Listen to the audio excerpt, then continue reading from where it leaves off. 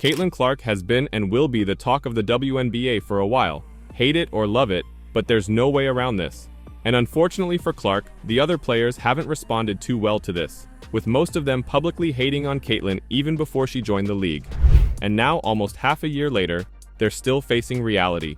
Caitlin Clark is the big thing right now, and the hate should be put to rest.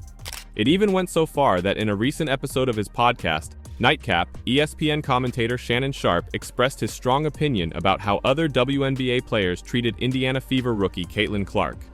During a conversation with veteran NFL wide receiver Chad Johnson, Sharpe brought up an incident involving Seattle Storm's Skylar Diggins-Smith, who looked to shove Clark from behind while the rookie revved up the fans during a recent game.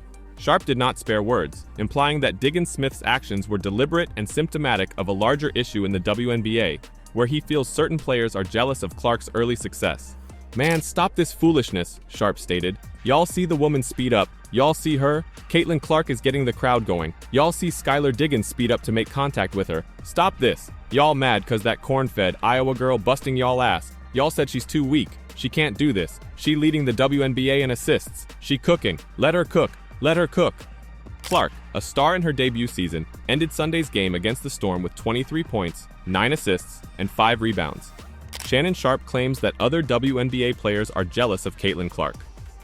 Sharpe's comments focused on what he sees as unjustified anger toward Clark from other players. He stated that this is not the first time Clark has seen violent play from opponents, noting other situations involving players such as Chennedy Carter and Breanna Stewart. Sharpe said that her actions are driven by jealousy of Clark's ability and success, since Clark now leads the league in assists and has established herself as a crucial player for the Fever. "Y'all mad because that corn-fed Iowa girl busting y'all said she's too weak, she can't do this. She leads the WNBA in assists. She's cooking. Let her cook. Let her cook. Let that girl cook. She's like a double-edged sword, Ocho. She cutting a left and right. Cut 'em up." Clark's excellent play has put the Indiana Fever in good position to challenge for a playoff spot this season.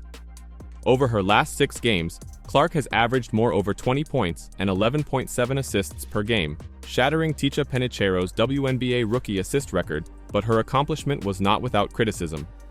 Christy Sides, head coach of the Indiana Fever, and Noelle Quinn, head coach of the Storm, exchanged words on the bench when Sides elected to keep her starters on the court, even though the game was clearly settled. To add to the drama, Skylar Diggins-Smith ran into Clark as she was walking to the bench, like we just mentioned. Although it may have been an accident, it appears to have been purposeful. Shannon Sharpe, who has often backed Clark on ESPN, reiterated his support for the Fever guard once again. "If I'm Caitlin Clark, I would have told Skylar Diggins, get your coat, your brim, and get on out of our gym. Get your coat, your hat, and leave. Y'all stop this foolishness," Sharpe said. "Y'all see the woman speed up. Y'all see her.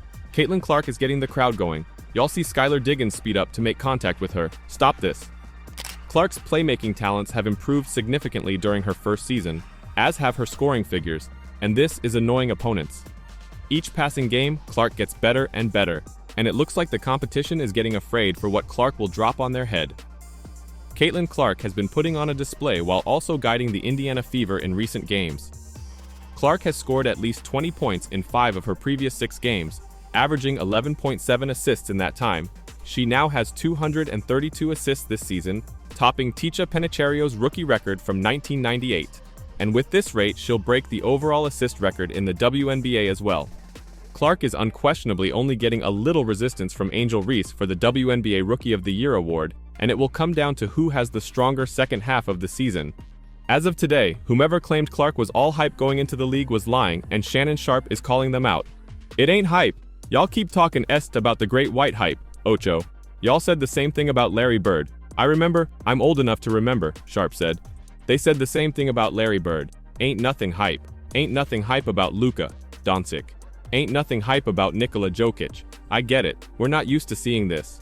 She is sassy with that thing. Watching her in person twice, I've seen her against the Las Vegas Aces and I saw her at the All-Star game.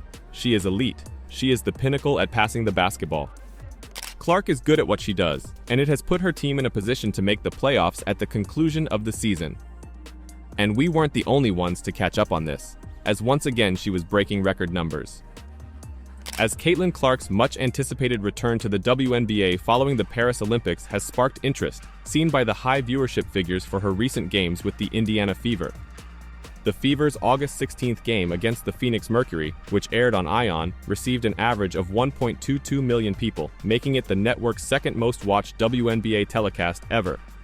The 1.22 million views constituted a 324% increase over ION's previous season average, according to the WNBA's ION X account.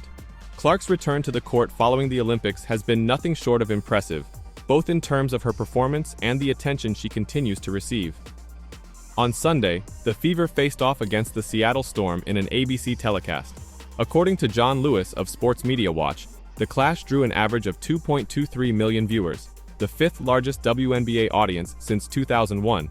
The game was the most viewed in the Seattle Storm's 25-year history, exceeding the previous high of 1.25 million viewers set in a 2002 playoff game versus the Los Angeles Sparks. That's the Caitlin Clarke effect for you.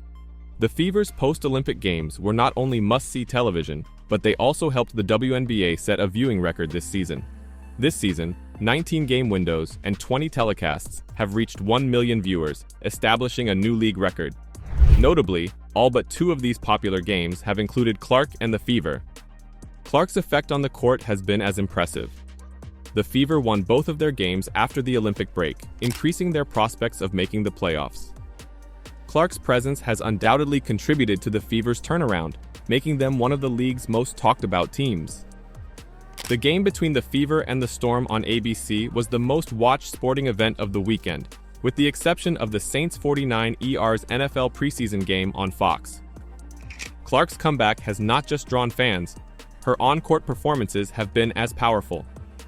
Clarke established the WNBA rookie assist record during the Fever's 92-75 win over the Storm.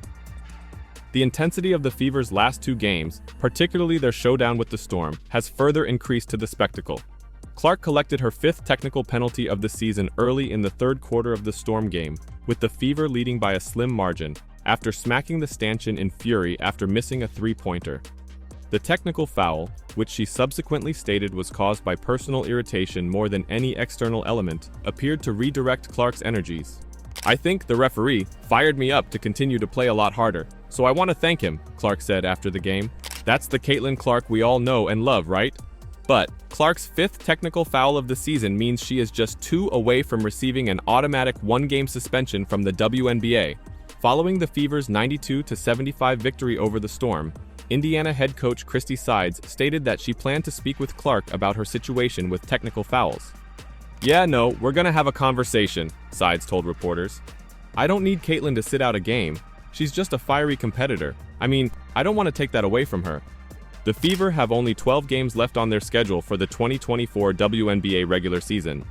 Hopefully for Clarke and the Fever, the amazing rookie will be able to control her emotions sufficiently to escape a ban. Every game counts for Indiana, which is still in a dangerous position despite its recent success. What do you think? Will Clarke be able to finish the regular season within a game ban? And what about those comments from Shannon Sharpe? Is he right? Let me know your thoughts in the comments down below.